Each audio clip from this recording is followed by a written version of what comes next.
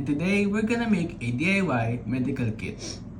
The materials we have or I have are scissors, glue or glue stick, tape, red paper, bond paper or white paper, and shoebox, and a shoebox. Now, we're gonna wrap the shoebox.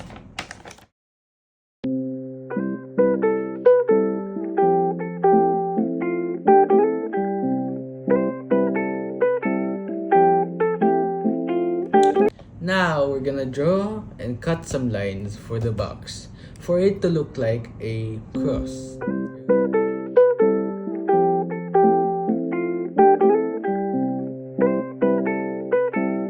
Now that we have cut the lines for the cross and the border lines, we are now going to glue it on the box.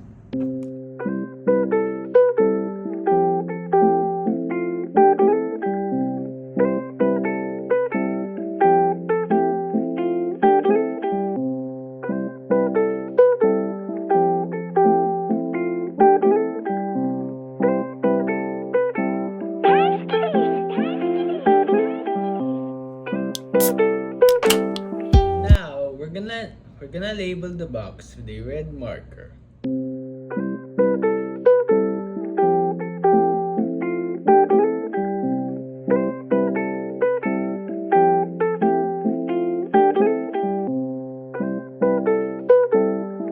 Now we're gonna use this mat as a divider for the box.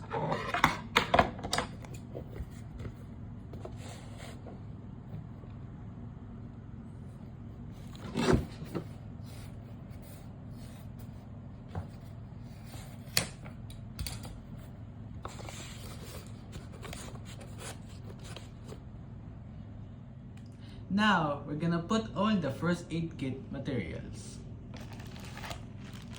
Face mask, wipes, cotton, paracetamol, pills,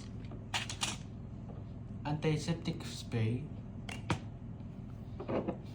liniment, eye drops, nasal spray, alcohol, gauze, band-aid, betadine, and clover oil. And here is our DIY first aid kit medical box.